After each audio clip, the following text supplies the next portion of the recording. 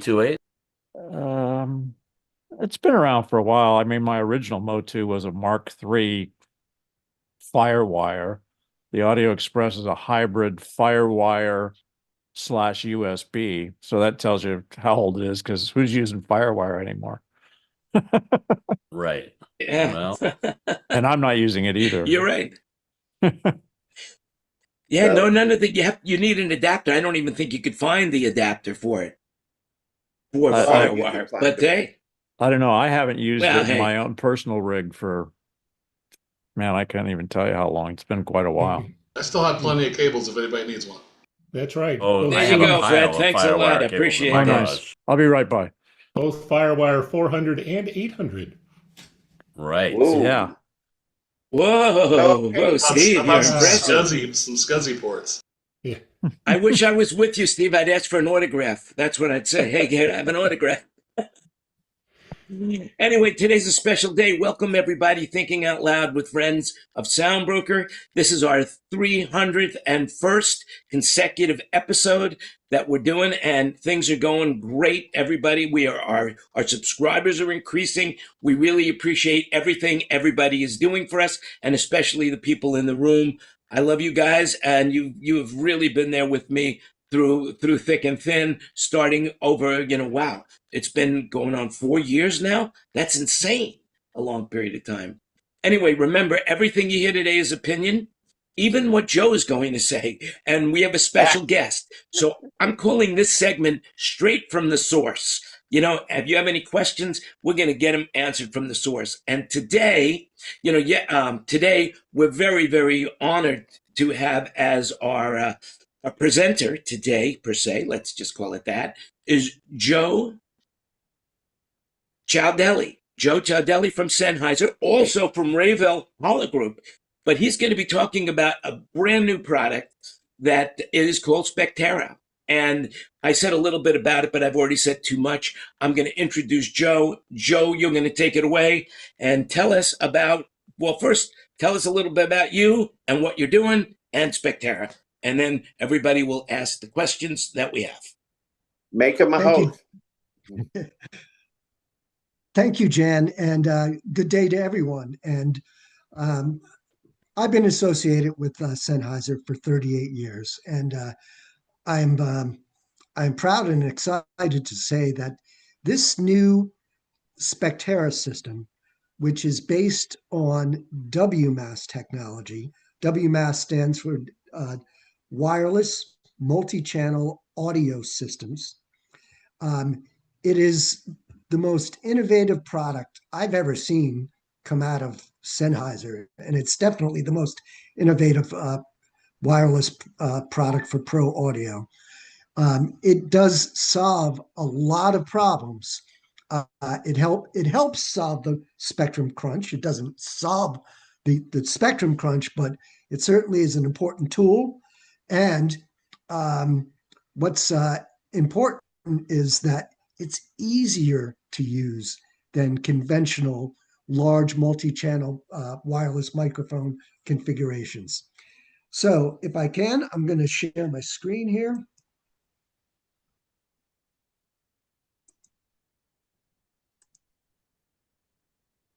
And let's see. Okay, I see that you've started sharing your screen. There we go. Great. And you might want to make it bigger. Your browser bigger there. How's that? That's good. Perfect. Okay, great. Yes, Spectera is the Sennheiser embodiment of WMAS technology, wireless multi-channel audio systems. WMAS was defined a few years ago, primarily through ETSI, with a consortium of wireless microphone companies and other interests. So it is a completely new approach to wireless microphones, and it's time multiplexed, which allows you to pack more audio channels into a limited block of spectrum. So it's very spectrally efficient, but it also actually provides greater protection for other users of the same spectrum. And you can now repeat the channel, an available channel, within a smaller vicinity. I'll get more into that a little bit later. It's actually more robust in its transmission than conventional wireless microphones. Also, it can be bi-directional. Sennheiser's Spectera is bi-directional, so it has interference awareness and communication with the base station. And also, it has completely flexible assignment of parameters such as range, audio quality, and latency. And you can assign that on a individual channel basis. More on that later. And being bidirectional, you can actually use the same body pack for in-ear monitors as well as, like, let's say, an instrument wireless. So conventional wireless microphones, you typically would find a vacant UHF TV channel, a channel that's not being used in your vicinity for over-the-air broadcast. And that's where you would put your wireless microphones. And classically, wireless microphones are a linked-based approach, where each audio channel has its own dedicated transmitter and receiver, each on its own unique radio frequency carrier. WMAS basically uses wider bandwidth than a normal wireless microphone. It actually occupies an entire 6 megahertz vacant TV channel. Basically, there's two versions of this system. There's 6 megahertz to fit in a US TV channel. In Europe, the TV channels, the bandwidth are actually 8 megahertz wide. So there's an 8 megahertz version of the WMAS.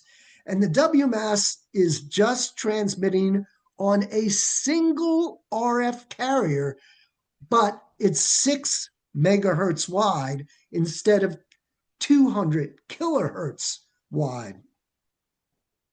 And you basically time multiplex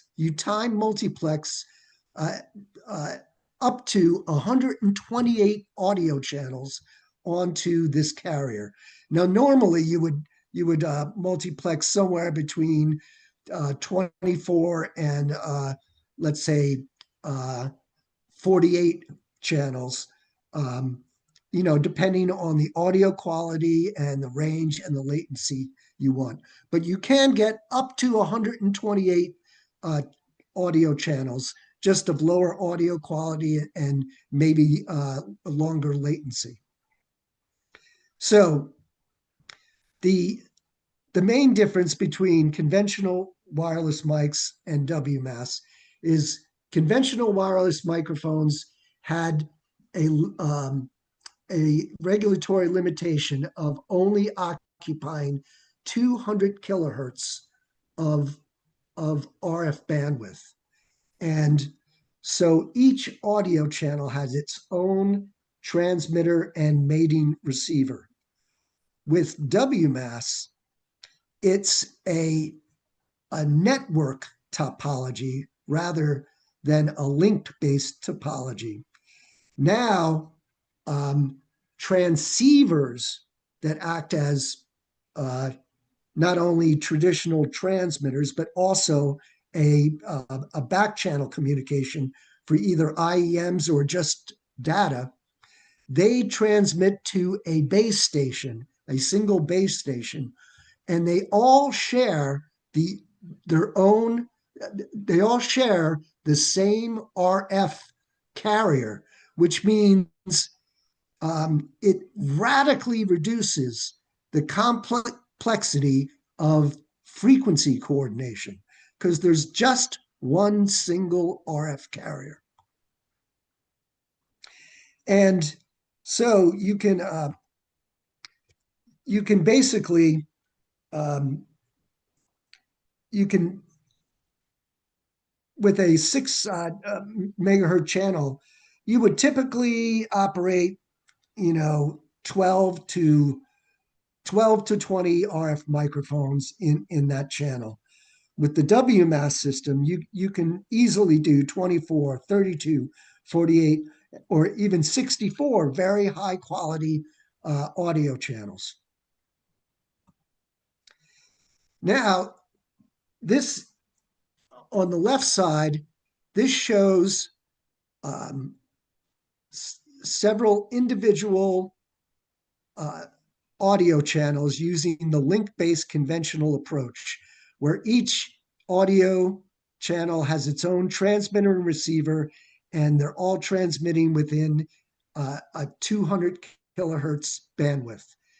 On the right, it shows the pulsing of the WMAS system, but it's taking up a full 6 megahertz of bandwidth. And what you notice on the left is as a transmitter is walking across a stage, the field strength as read by the receivers will be seeing a radically highly fluctuating field strength due to phase cancellation, especially in indoor environments. And that's why we often use two antennas in a diversity configuration for conventional wireless microphones. So these two lines, horizontal lines, are showing the field strength fluctuation as read by the antennas. And you can see there are some times that there is a very deep dip, and it occupies the whole 200 kilohertz bandwidth of a narrowband mic. But if you look to the right, you may still get those dips, but it only affects a small portion of the entire bandwidth of the WMAS system, and that portion is recoverable. So what we found is that by increasing the bandwidth of a wireless mic system, it actually reduces the number of dropouts you experience, and basically it gives you an increase of reliability of or effective field strength of about 25 dB. So in other words, this system is even more reliable in terms of transmission than conventional wireless microphones. So how does this all work? Basically,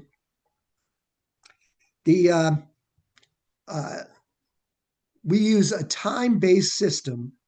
So, and basically there's an uplink phase and a downlink phase. We use the uplink phase for basically that's for handheld transmitters or packs with a lavalier mic, where the downlink phase we use for the in-ear monitor systems. So, and each audio channel gets a time slot, okay? There's up to 128 time slots, so you can have up to 128 audio channels. But if you cut the number of audio channels in half to, let's say, 64, you can effectively get greater reliability and range by basically pulsing each channel twice instead of just once. Likewise, if you only have 32 channels and you configure the system for only 32 channels, you can reduce the amount of latency for each channel. You can increase the amount of audio frequency response. So that makes the system extremely flexible. And so what this graph is showing, if you look at the horizontal kind of really bright yellow line that is the horizontal in this graph, that kind of represents, very high-end conventional microphones. Let's say a Sennheiser 6000 series, where you have 32 channels, and they're very high quality. They get good, decent range and very low latency. Well, now with the WMAS system, you can, but you have with the 6000 series, you have no way to manipulate those parameters. With the WMAS system, you can say, hey, this stick mic, I'm going to give Taylor Swift. I want her to have the highest audio quality, okay, the greatest RF robustness, and the lowest latency. And you can do that. You can do that for that one channel, whereas you can give less of your RF resources to, let's say, her background singers or her bass player who doesn't run down the big catwalks or something like that, or her backstage communication can have a little bit more latency or less audio quality. So you can do that at the channel level, which is really valuable. Also, a WMAS system, this Sennheiser WMAS system typically runs on 50 milliwatts. And that's the typical power of a conventional wireless microphone. However, a conventional wireless microphone, the 50 milliwatts, is concentrated in 200 kilohertz of bandwidth, which means it has very high spectral power density compared to WMAS. So the narrowband mics are the red vertical lines, and the WMAS power spectral density is this horizontal blue line, which almost looks like a noise floor for these narrowband mics. And that allows you to use multiple systems in relatively close proximity to each other. With a conventional system, let's say if you wanted to reuse a RF channel, let's say there's a theater in town and it's fully occupying UHF TV channel 19 with its conventional wireless mics.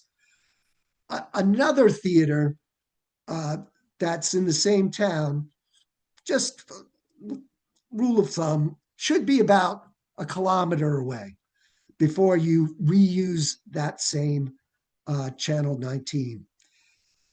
With WMAS, you can cut that at least in half, and you can almost make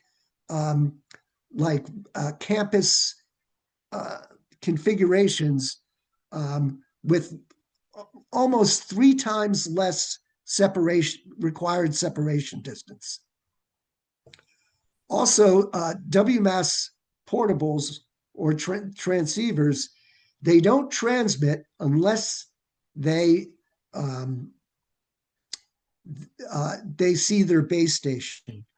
So if their base station is turned off, you don't have to worry about that stray handheld that someone forgot to turn off and is messing up the next act.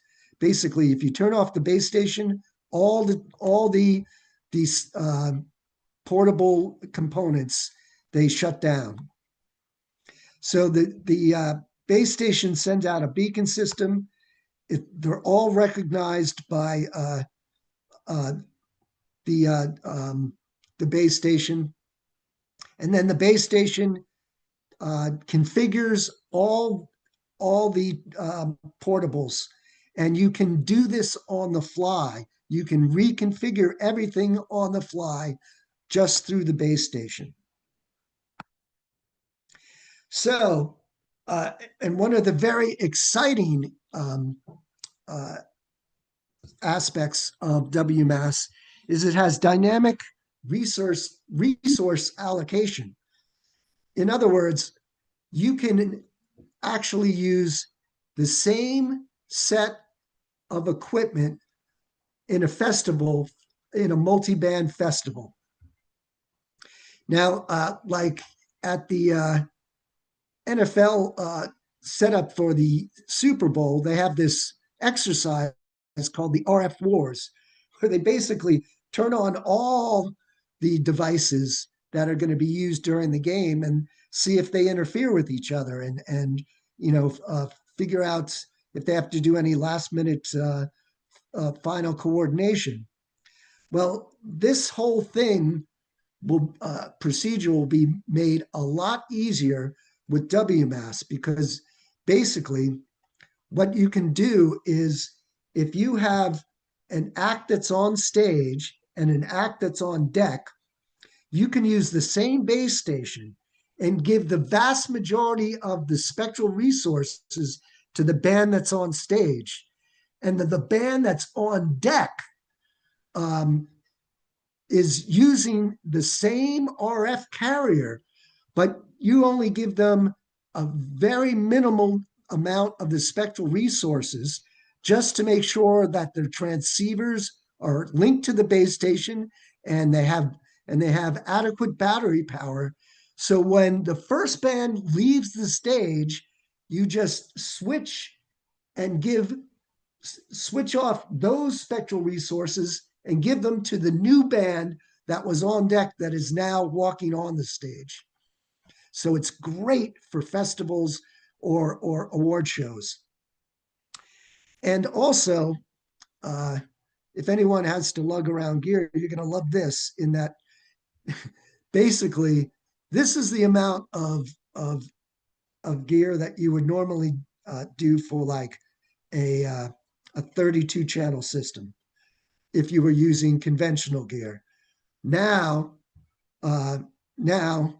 you basically have a base station and one antenna. The base station has 4 antenna ports, but actually you don't even need diversity anymore, because the bandwidth provides its own inherent diversity. So that was one point I want to make. And just as a final point I want to make, it's a very important development for licensed mic operators. I'm talking about FCC Part 74 licensed mic operators. Equipment will soon be available to use in this special range of 1435 to 1525 megahertz. It's a frequency band that's used by aeronautical mobile telemetry, basically flight testing and training. And it requires a coordination procedure for each event through a quasi-government agency called AFTRAC, who basically does frequency coordination for this frequency band. There is a fee for this coordination. However, once you get your AFTRAC coordination, those frequencies that you are assigned for your events, you have exclusively. This is the only paradigm within the pro audio industry where this privilege exists. This frequency band is intended for power users, for big events, national tours, the Kentucky Derby, the World Series. This frequency range has been used for big events like the Grammy Awards and the Super Bowl, using a FCC special temporary authorization. But you'll be able to bypass that whole STA procedure by going through a regulated AFTRAC coordination. Once AFTRAC coordinates your event and provides approval of the details, you will be issued what's called an electronic key that you feed into the equipment, and it basically ensures that the equipment will only work at the AFTRAC approved locations, times, and dates. And basically, even though this is a 90 megahertz frequency band, there is a 30 megahertz limit per application. Otherwise, you'll need to apply for an STA. But if there's an event where there's 3 productions doing it, there could be a scenario that's each 3 applications get 30 megahertz of spectrum. An example of that would be 3 adjacent Broadway theaters. So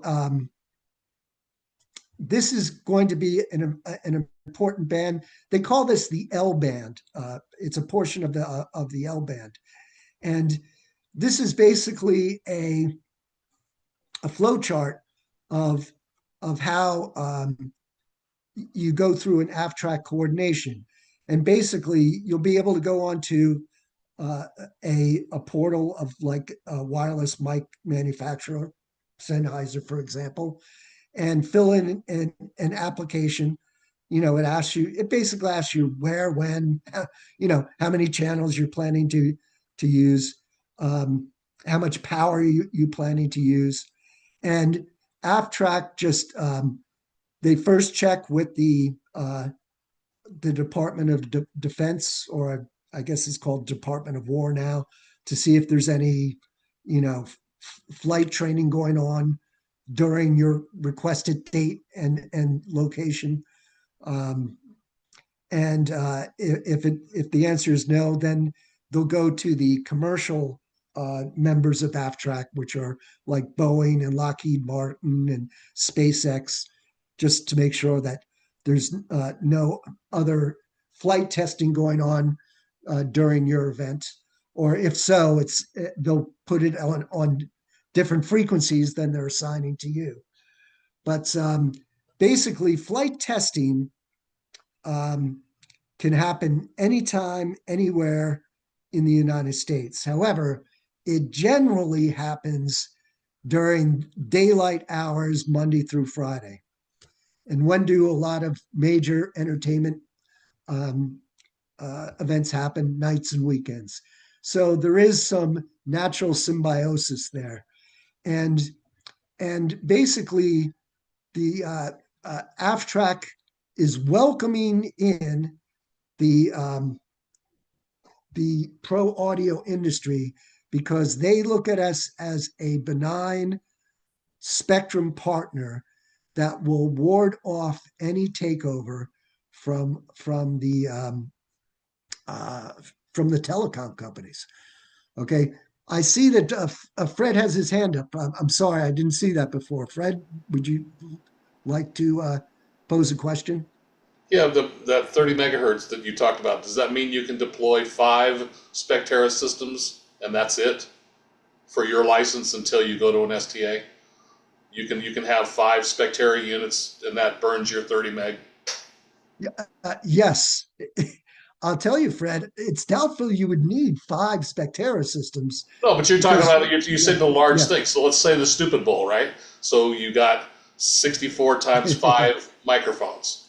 Okay, so you bring in one company, everybody uses the same thing, right? This at some time in the future. You've coordinated this so every news station, everybody that's attending this event is going to come in and sign up and possibly rent a part of this system, and you drop in. Let's say you run 32 channels per system times 5, and you got all this wonderful RF that everybody can use, and that's the maximum that you can use in that block. You can still put stuff down in the TV block to add even more if it happened to be an even bigger event. But in this band range, you can put 5. You can be the owner of 5 systems and have them all turned on at the same time. Yes, but the 30 megahertz limit is per operator. There could be a scenario where, at a big major event, 2 companies, I don't know, CP Communications and ATK, each apply, and they each get 30. They each get 30. They each get 30, right? Well, that's what I'm saying. So now you've got 2 companies that you're going to possibly cover this big event, but each company can have up to 5 without the special STA Correct dispensation. Okay, cool. So Correct. is the hardware only for that frequency, or does it wideband can do all stuff, and does it also do X band? Well, it's the base station. The base station is actually frequency neutral. So to operate at the 1.4 gigahertz, you need that antenna head. It's not just an antenna, but there's an RF converter right at the antenna. Now you can have one base station and have one TV UHF antenna and one 1.4 gigahertz antenna. But the base station can do the UHF and the 1.4. Can it also do the 960 frequencies also? Do you give them the base? It's not available in the 960, at least for the time being, and I can't say that that's within the foreseeable future. So the only thing you need to have to take your unit that's in UHF to go into that 1.4 is an antenna and different antenna system. Well, the portables are also different. Different belt pack. Okay. Correct. Joe, Kurt's got his hand up. Yes, sir. I might have missed this because I got just a little bit late. Are the physical outputs of the receiver or the base station only Dante or only digital, or what are the outputs? Yeah, there is Dante, and let me see if I can if I can quickly. I believe it's Maddie also, Kurt. Yeah, it's Maddie, and but if I could quickly, it's better if I just show you if I can quickly get it up here. So definitely not analog. No. I'm not going to fuss with it at the moment. I'm sorry. The ones I've seen, Joe, is that it is digital output. I haven't seen any analog outputs, but they may be there. I've never seen them deployed that way. I've only seen 3, so who am I as an expert? But yeah. Well, thus far we've been deploying with Dante exclusively so far, but Matty is available. Hey, Greg, you're my resident expert in house, okay, buddy? So, hey, to me, no. you'll always be my expert. We have another hand up. Chris Cecil? Hi, Jan. Can you hear me? You keep forgetting Paul, just FYI. Check 1. Okay. Hi, Joe. How are you? Hey, how you doing? I hope my friend Shane got a hold of you. Who was talking about deploying up in the San Francisco area. I sent you both an email. His name's Shane Toven. Did he communicate with you? I don't recall, but honestly, a lot has gone on in my life in the past week.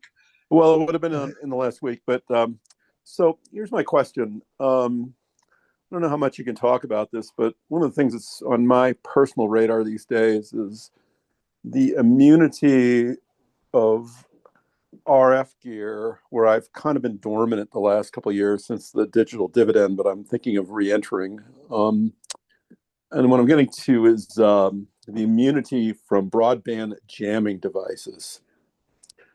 So, there's a 6 megahertz chunk there.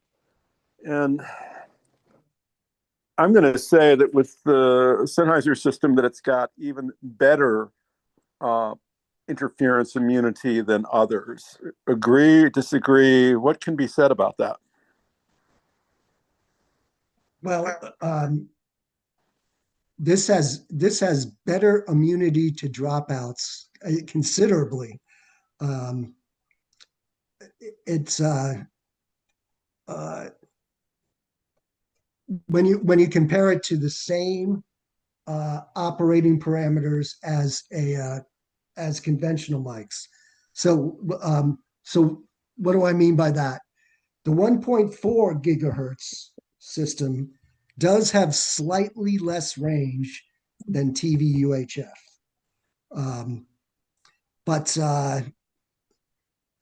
you can overcome that by adding an extra antenna if you so wish.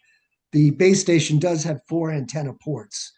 But just because the frequency is a higher frequency, so it has a shorter wavelength, it does not quite have the natural range of low, like a 500 megahertz UHF TV transmitter. Propagation. I get that part of it. I get that part on the range. What about as far as, you can talk about that in the sense of noise floor, right? When you talk about jamming devices, I mean, this may be elementary, but the number of jamming devices that are out there these days that are just broadband noise generators. And maybe you'd say, well, that's never come up before, but do you follow where I'm going with this, Joe? So if you take the Spectera WMAS to like an extreme, okay, you can have one audio channel,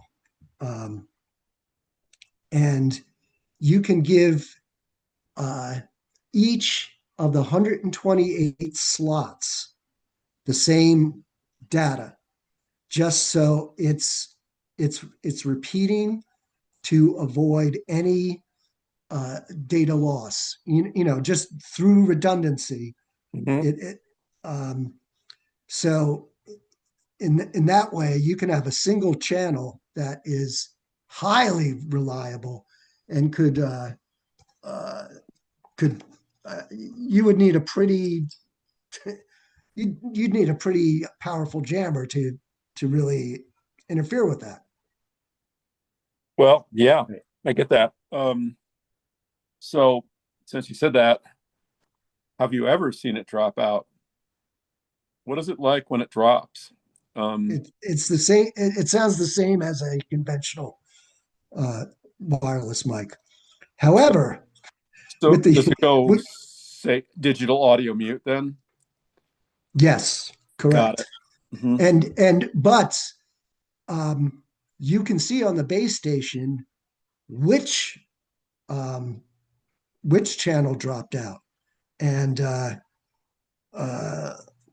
if you want, you could do some manipulation to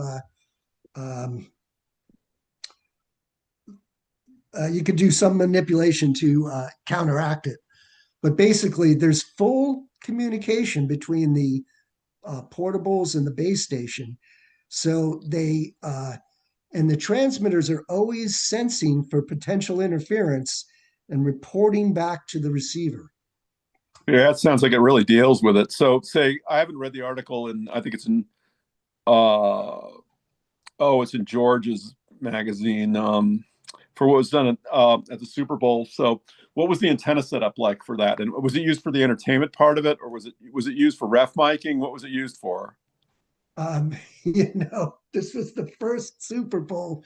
I haven't worked in years because honestly, I was busy with this event, which happened last week. My family opened up our new corporate headquarters, and so I bypassed on the Super Bowl setup, so I'm not qualified to even say. May I interrupt in here, just to interject? I read that Brandy Carlisle, Lady Gaga, and Bad Bunny. one other person. Bad Bunny. I don't think I don't know if it was Bad Bunny. It was Ricky Martin. They were on the Spectera system. Was it Bad Bunny, Joe? On the ear monitor portion. Yeah, exactly. Very good. All right, Yes. Joe, I know you have more slides. I did stop the sharing because there were so many questions. Paul, we've been waiting for your question with bated breath. What do you have? What is your question? You're so excited, Jan. Anyway, hey Joe, good to meet you, Joe. Terrific product. I'm a ham radio operator, and I operate on the 1.2 gigahertz band. Very similar, very close. It's also known as the 23 centimeter band. Yep. And the 23 centimeter band for us hams is a 60 megahertz, very wide swath of spectrum from 1240 megahertz to 1300 megahertz, very close to what you're doing. And we use it for satellite uplinks, for satellite television. We use it for FM simplex, discussions. We use it for something called D-Star, which is digital calling. It's ICOM radio's digital mode. And we also use it for single sideband, and we also use it for moon bounce. We bounce 1.2 off the moon, and we also use it for ATV. There's an ATV channel. My question is, how does the way we're using it, the way I just characterized, different from the way you're using it, and are any of our applications in ham radio applicable to what you're doing as a media professional?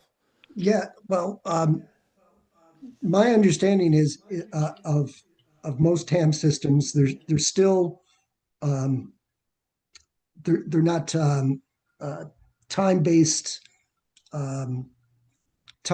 pulse systems. They're continuous wave systems, and I think that's the primary difference between this and everything else. I mean, some of these techniques are used by a broadband to add more channels onto the network.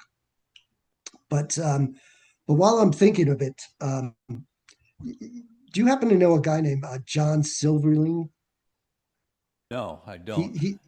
I don't know. He's the amateur radio guy that basically is part of the U.S. delegation to the United Nations. And I had a conversation with him. The broadband companies are trying to take over all the frequencies. I know, that was my next corollary question is we're worried. We're very worried that you guys are going to come grab our frequency away from us, and we're clinging to it. No. With as much as we can. What we should be doing together is working on this strategically because and this is a conversation I've had with John. I'm on the same delegation as he is, but basically that band, the 1.2 band, is used in Japan for wireless mics. Okay, So very successfully. And Yeah, Japan and makes all what our ham gear, basically. and wireless mics are a benign spectrum partner that's as proven. We are not instigators of interference and problems. We're, if anything, we're the victims. And this is why AFTRAC is welcoming in us into this band, is because they want to draw, they want to create a moat around, their frequencies, because the more you can say that, oh, this band is in heavy use, the less the FCC can justify, taking it from incumbents. So I invite and encourage you to think about that strategically and spread the word amongst your amateur radio community. Thank you. Paul, thanks for that Yeah, we have insightful a question. Jerry, yeah, you have okay. a question for us now, right? Hello. Jerry? Yeah, I do. Sorry, All I'm right. driving. Can you hear me? Yes. Yeah. We hear you, Oh, fine. Jerry. So you said there's two devices that's gonna be one for Europe and one for the US. I travel a lot with a lot of bands, and I would love to travel around the world. If I have the United States one or the one American one, uh, how am I gonna be able to travel with it to Europe per se? It's all unlocked through country specific firmware. So you can use the same hardware, but you will need to buy an additional software to cater to, either the country or the region that you're traveling. Thank you. Okay. All right. Joe, do you want to go Thank you. back to your presentation now? I just have two more slides because I just wanted Okay, to share your screen again. I unshared you, so share your, and then we'll open it up and we'll have a question and answer series. Yeah, and because all I wanted to mention is that we had the first successful AFTRAC coordination and electronic key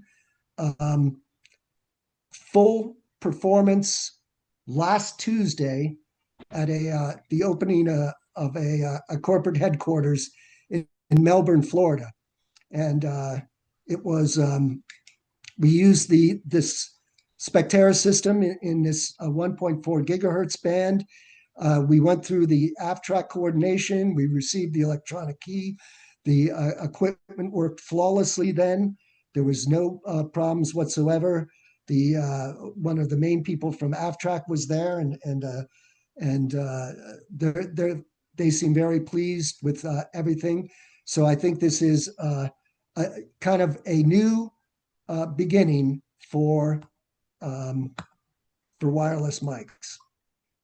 Excuse me, Joe, was that the Rayville holographic opening, the grand opening? Is that correct?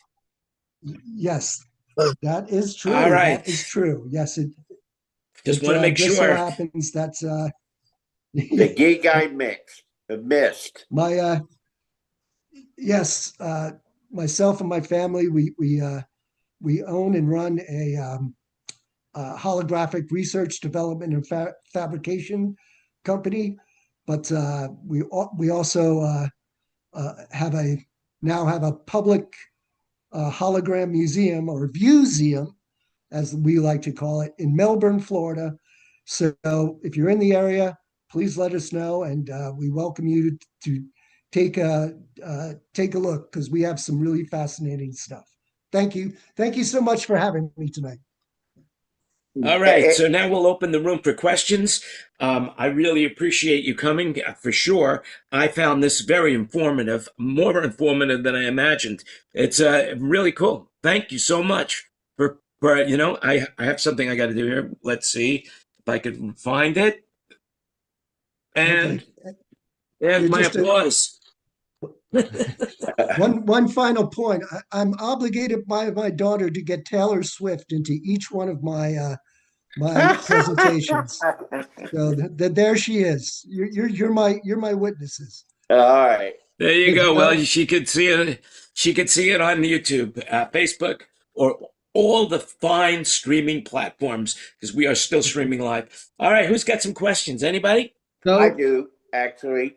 Joe, I'm going to ask the marketing elephant in the room, which can you compare and contrast between Shure's digital WMAS implementation and Sennheiser's? Or do you not want to do it? It's okay if you don't, but I think it would be helpful for all of us because, you know, it's blasted. We get all this marketing stuff and. Yeah. And well, look, Shure are smart people and they're going to come out with some great product and a great technology. I can tell you right now that we did this approach of having a WMAS that occupies a full TV channel, Right? Because we found that if you use a bandwidth 3 times the coherency of your operating frequency, which in UHF is basically 6 megahertz, then the effect of dropouts due to multipath propagation, it's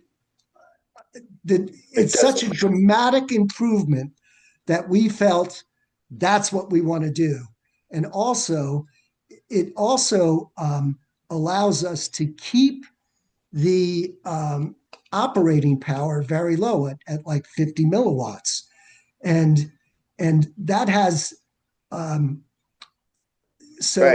that has the benefit of being able to, in virtually adjacent spots, you can actually reuse the same RF channel. We felt that was important. They're taking a different approach. They wanted to make a WMAS with a smaller bandwidth that could fit into, really smaller slots of frequency. Let's say, right. Yeah, like, the 2 megahertz guard band, Right. next to the duplex gap. It's a perfectly valid approach. It's a marketing approach. Right. We feel that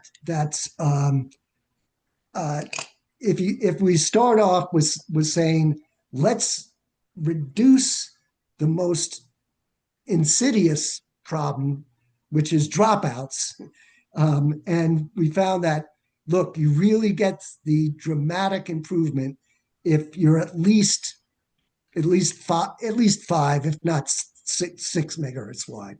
We chose 6 megahertz. Thank you. Okay, great. Yeah, we've got a few questions in order of Ken Porter, then Fred, then Kurt, then Paul. Okay. all right. My questions are, a year ago, I was going to buy the system and you had no handhelds, and I was told they were going to be out last fall. And someone told me the other day when we're working on an order that they are not out yet. Is this true? That's absolutely true. You can order them. We're taking orders for September delivery. Oh, geez. Yeah, it's believe me, we want them more than anyone, because I mean, a lot of people are like, we're interested. We want to buy the system once you get the handheld. I understand that completely. Next question, talking about latency planning. When you have the wireless microphone going through the console and then coming back through the in-ears, what is the latency does? You got 16 channel version, you got the 32 and then the 64. How much does that change and how do you need to plan that going through your system? And does it different when you do the 1.4 or in the other frequencies? No, it doesn't have to do anything with the carrier frequency. But you can set the parameters of your individual channels, so you can get the latency down to about just a hair above 1 millisecond. And even in the higher latency mode, basically we found if you keep it below 3 milliseconds, and even if you add your console and your other things, 3 milliseconds, it's okay. And it's only once you get up to 7 milliseconds, 10 milliseconds, that it really throws musicians. I have singers that bitch them out about 4 or 5. But the question would be too, is that do we have, like, say, if we have it in low latency, so the microphones, say the artist microphones, coming in, you have that 1 millisecond, but then coming back to his ears, is that another millisecond in that too? So you got 2 in the trip? Well, it is, but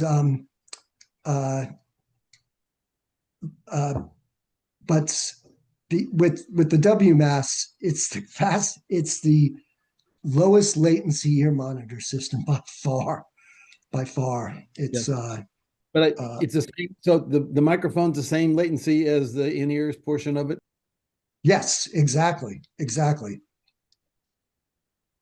Because it's just an audio channel, and it's neutral to which direction it's going in. Yep. All right. Thank you. Isn't 1 millisecond like negligible? I mean, it's like nothing. 1 millisecond, you can't even hear 1 millisecond. It is pretty negligible, but basically, it's 10 milliseconds is when when musicians really start losing the rhythm in time. It's more the singers complain that they don't hear them. They hear themselves doubled in their head. Yeah. And some people are more sensitive than others, So it's yeah. Ken, what's your alternative right now? Well, look at all the stuff too, is that, whatever people want, but the issue that I keep seeing people that they look at, because I have people that go out and come back and start a year, say, oh, I got this really great tube limiter. It's up there. It says, by the time they get through all the stuff and what they're doing, I said, what's your latency through your chain, your mix chain to the in-ears, and we've figured out, showed a way that they can test, smart and whatever, to test their latency coming into the ears before they put them in their artist ears, and he bitches them out because he can't sing to it. Yeah. You also got to watch how to sometimes, if they double assign stuff and everything else in the console, sometimes you have that, and how to route stuff too. So Kurt, you got a question? What is the origin or foundation of the core technology? Is this something that existed in another application, another industry, and has been, updated, modernized, adopted by Sennheiser? For example, like the line arrays were around forever as column speakers in gymnasiums and stuff, but it wasn't until, the VDOS people dumped it on the pro audio market that it turned into like a thing that everybody thought was brand new, which was actually 50 years old.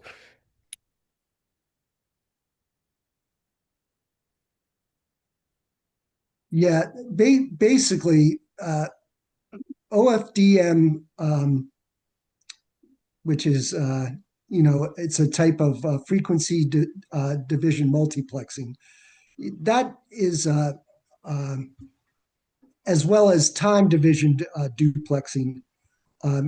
Those are techniques that have been used by telecom companies.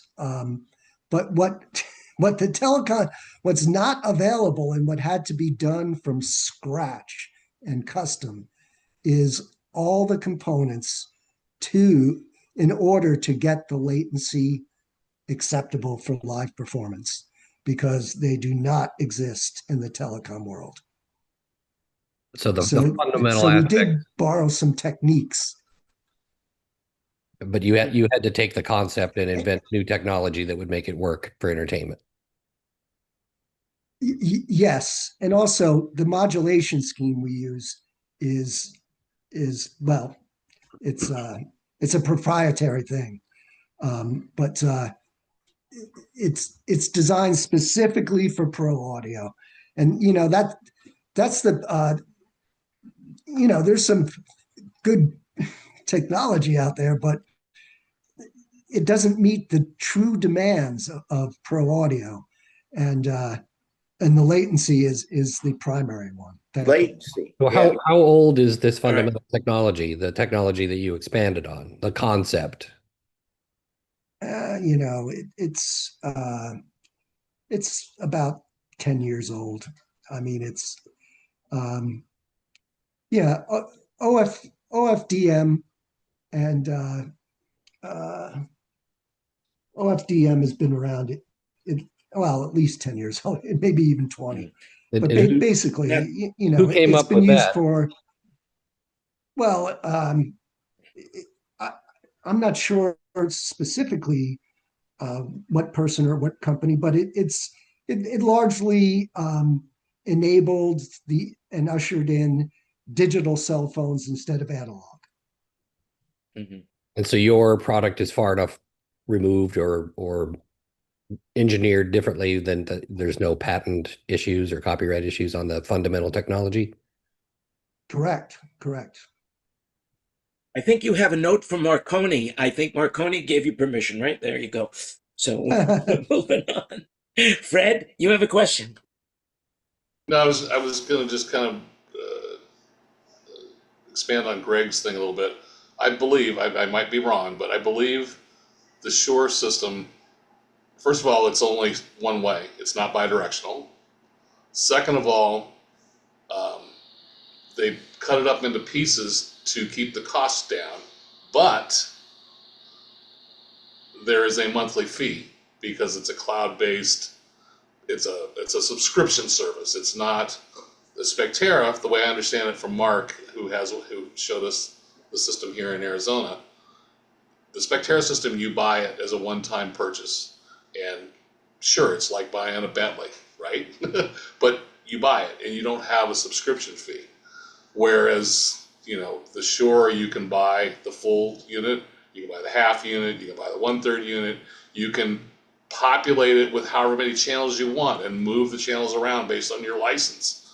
But it's only one way, whereas Spectera is bidirectional. So that's Greg Baker, that just to kind of help with your marketing speak. No, yeah. I believe that's what it is. That's the difference between the two systems.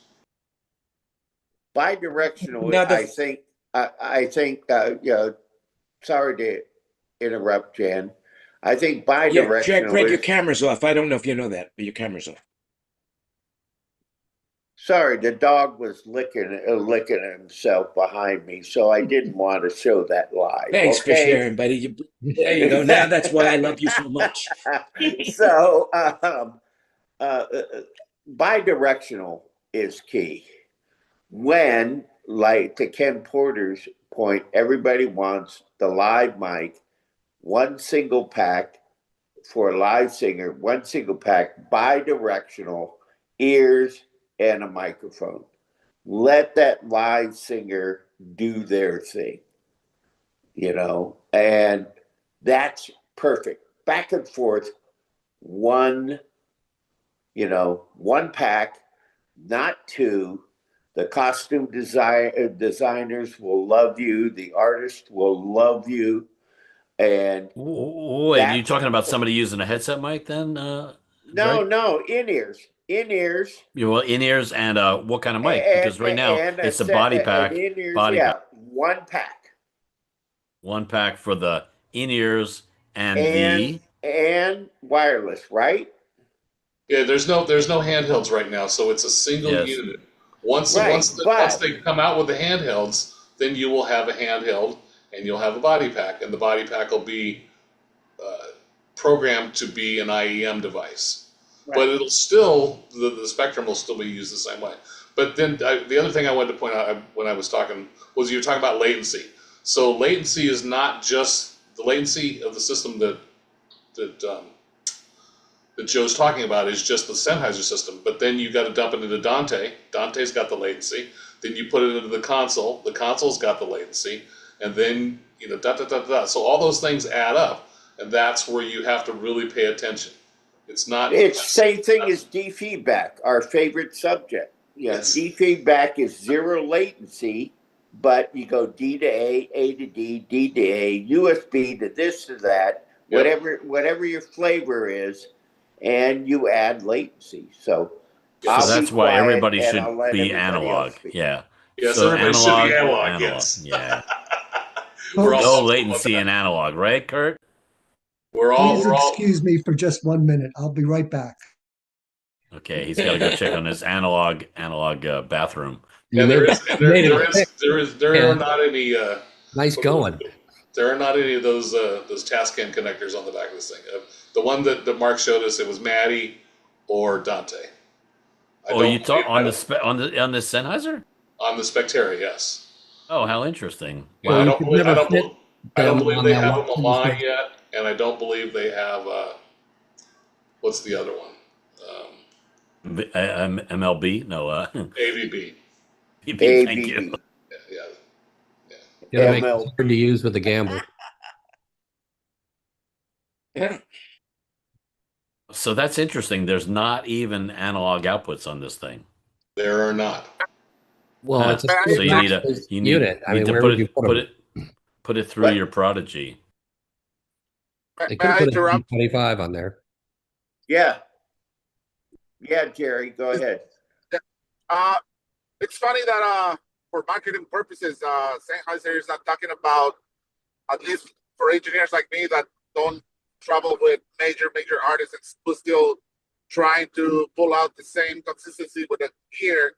It's like it's a 1 unit device that we're talking about here, and also the money savings on carrying that on the plane with us.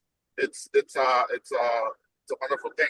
And I'm saying this because I have a company who's dedicated to compact systems, and one of the ones that started with that was Allen and Heath, and but now Digical's having this little board again, which is really nice. Now the DM7s and all this stuff from Yamaha. So it's funny that they haven't talked about that, and I think it's very important, at least for the level of engineer that I am,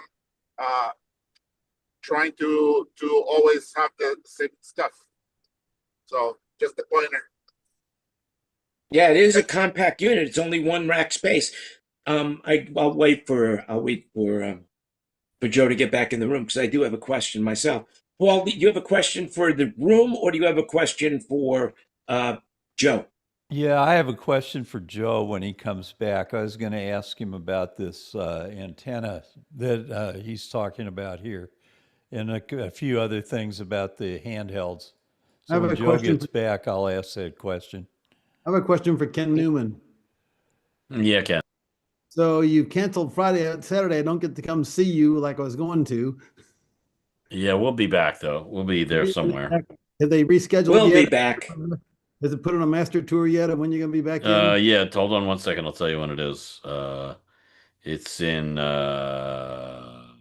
August. No, I don't know. Let's see. You're in Nashville, August 1st. What about Tampa, Ken? Yeah, I don't know if Tampa's rescheduled yet. I don't think so. Does he really have a song in the top 10, or is that just a video I saw? That's a video I saw. I don't know. It's marketing. It's that video was not AI though. That's interesting. Look, I have a question that I could ask the room because I'm confused about something. If my understanding that Shure, it's 2 systems. You have a PSM for in the ears, and then you have the Axient for your wireless microphones. Is this system from Sennheiser 1 unit that covers both? No. That's what I want to know also. I want to know, in other words, is it 1 body pack that has a microphone input and a headphone output? Yes. Yes, on the Sennheiser, yes, not on the Shure. 1 unit, okay. So then if they happen to be a headset user, like say Pink or somebody like that, who uses a headset for the entire show, maybe Madonna, then they can use 1 unit and it gives them their in-ears and their microphone. Correct. A better use is a guitar player who has in-ears and a wireless guitar. Oh, there you go. Yeah.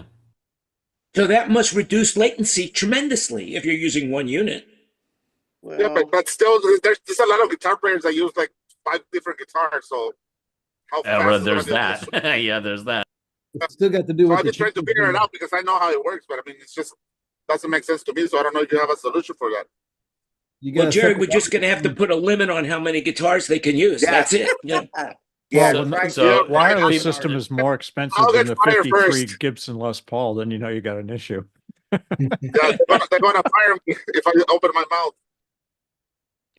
Hey, Ken, Yeah, I'll that's post it a it. picture of the back of the base station, put it in the chat. Oh, that would be cool.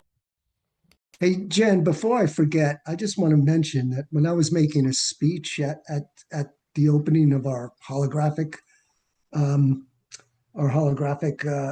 facility, I was mentioning that I honestly think that being an audio engineer is the toughest job in the world because you know when things go right, oh, you know, didn't Taylor Swift sound great? You know, and if things go wrong, it's like, oh, she should fire that jerk behind the console. Well, you know, it's always been my belief system that when you go to a concert, you don't ever say, "I'm going to hear the band." You're going to say, "I'm going to see the band." And the only time you ever hear about the audio is if it sucks. Very rarely do people say, "Wow, did it sound great?" You know, it's usually, Well, "Oh man, it but sucks." Jan, they don't walk out Yes, Anita humming the Baker. lights. Yes, Anita Baker. They don't walk out humming the lights, right, Kurt? That's right. Right. That's a good point. And, you know, also audio engineers, they have to not only truly understand music, truly understand technology, but truly understand diplomacy. And that's why a that's monitor guy tough. that I work with, who happens to have a degree in diplomacy from Georgetown, is a really good monitor guy. He probably still couldn't work for Anita, though. Oh, I'm pretty sure he could. Yeah. So I always tell the lighting guys I never walked out of a concert because it looked bad. Yeah. Right. I don't really give a shit what it looks like. I don't even care about the screens. All I care about is, does the band sound good or not? That's what we go. But I'll tell you what. I just, it's sort of a little aside here. Sorry, Joe, but I went to see Brandy Carlisle the other night. The sound was fantastic. The lights were. It was really added to the moment. You know, to the moment. It was I'm just sure. really cool. Some of the shows have gotten so intense, but you know what? The people that I would go see, I go see because I want to hear the band. I really don't care about the rest of it. Ken, did they Well, actually? speaking of Brandy Carlisle, see, I'm under the impression that she used the Spectera system. Apparently not. Well, maybe the in-ears. Did she use the in-ears? I don't know offhand. She couldn't have used the handhelds because the handhelds don't exist yet. Yeah, right, they Joe? don't exist. Well, actually, I thought I saw a picture of them. No, there is a handheld on tour that that young ginger. Yeah, what's her name? No, Chaperone? No, it's a guy. Not. Okay. So Ed Sheeran. Ed Sheeran is touring right now. He's touring with one of the prototype handhelds. Oh, that's fun. That's interesting. How about and that? it's working. So you know. So hopefully lots of people have questions, but I'm going to put my hand up also because I have a question when you get a chance. Okay. Hopefully I'm not opening my mouth too Go much. ahead, but answer your question. I'm sorry. Go ahead. My question is, you need a full TV channel spectrum clear in whatever location you're at. What if there is no 6 megahertz clear in the location you're at? Dun dun dun. Dun dun dun. Yeah. Well, there is, you know, you can operate in the duplex gap. There's 10 megahertz available there. 6 are for licensed mic operators, and 4 is for unlicensed. I'm trying to work to get some more flexibility for use in that area. But I can tell you this, that there's yet to be a place, including Phoenix, that we haven't been able to make the Spectera work on a TV channel. And you don't mean an existing, like a channel where somebody is broadcasting in that location. You're talking about there is an opening. If there's like a distant or low power TV channel, and sometimes we've had to, add 2, 3, or 4 antennas, but we've always found like the weakest channel that's on air, and the Spectera has worked very reliably. Oh, interesting. Now, Joe, if you have a reserve frequency in the 1400 megahertz, and you say, all right, I'm going to Phoenix, or I'm going to a marketplace that has got a tremendous amount of RF, isn't that your frequency for the time that you rent it, and nobody can? Yes. No. Isn't that the benefit? No, that's the huge benefit. Someone may say, oh, the downside, oh, you got to pay for it, which is true. You got to pay for the AFTRAC coordination. It'll cost you a couple $100, but for a big show, and those, because no one else, it's guaranteed that no flight testing will be going on using those frequencies in your area, and no one else will have an electronic key that could make their equipment work on your frequencies. I think Sennheiser is come basically into the stadium. Paul couldn't come into the stadium as ham operator and say, all right, I'm going to screw you guys up now. Calling CQ. Well, no one should be transmitting in this frequency range other than aviation and wireless mics. There you go.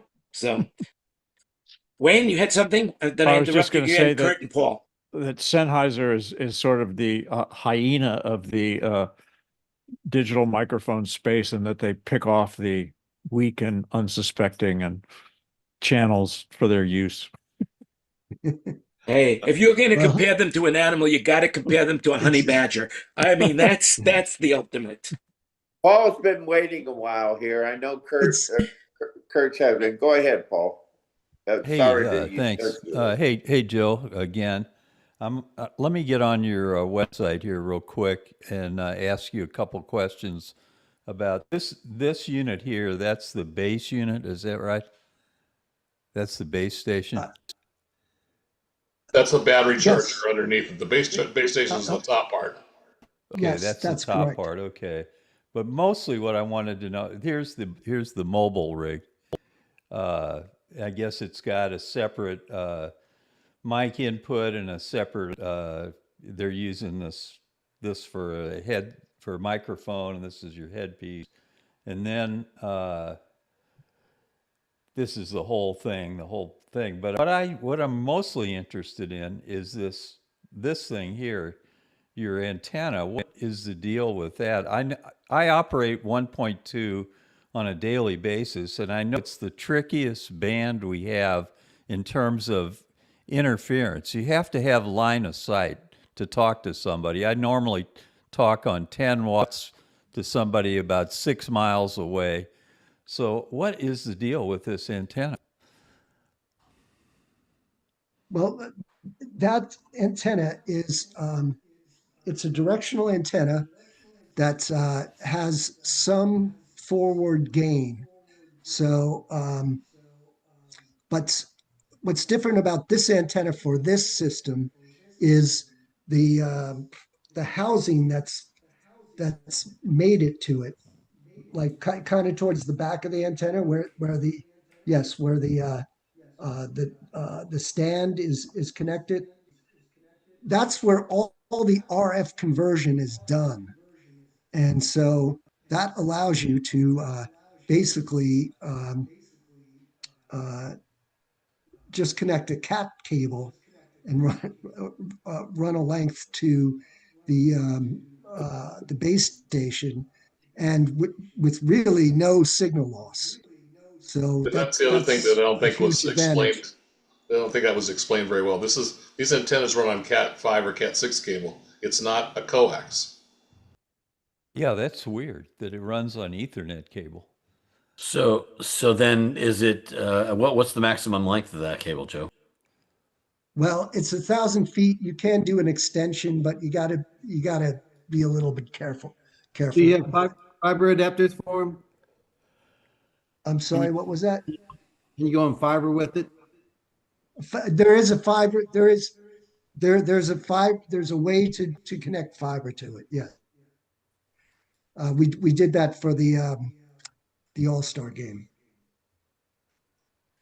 All right, Kurt, you'll be the last question, and then we will close we'll say goodbye to everybody in the general public, and we'll ask the secret questions that no one else will hear. Okay, I just want to comment on that antenna the gentleman was asking about.